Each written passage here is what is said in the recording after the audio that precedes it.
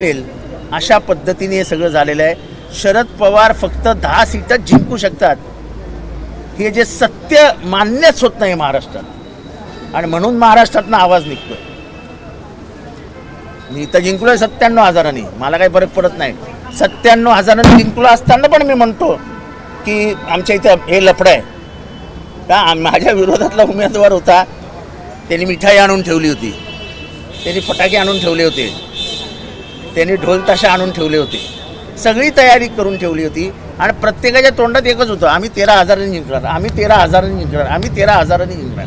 हे झालं ते झालं, पण एवढा कॉन्फिडन्स येतो कुठनं? म्हणजे माझ्यासारख्या माणसाला 6व्या फेरीपर्यंत धुकधुक होत होतं, हे जरा म्हणजे काय कळायलाच मार्ग नाही। म्हणजे मी एक असा किस्सा ऐकला आहे की हे टीव्हीवर सांगू नये, पण एका उमेदवाराने एका सत्ताधारी पक्षाच्या वरिष्ठ नेत्याला फोन केला की मला 5 कोटी लागतील, तर त्या वरिष्ठ नेत्याने सांगितलं, अरे 5 कोटी ठेव घरात, तुझं काम झालेलं आहे।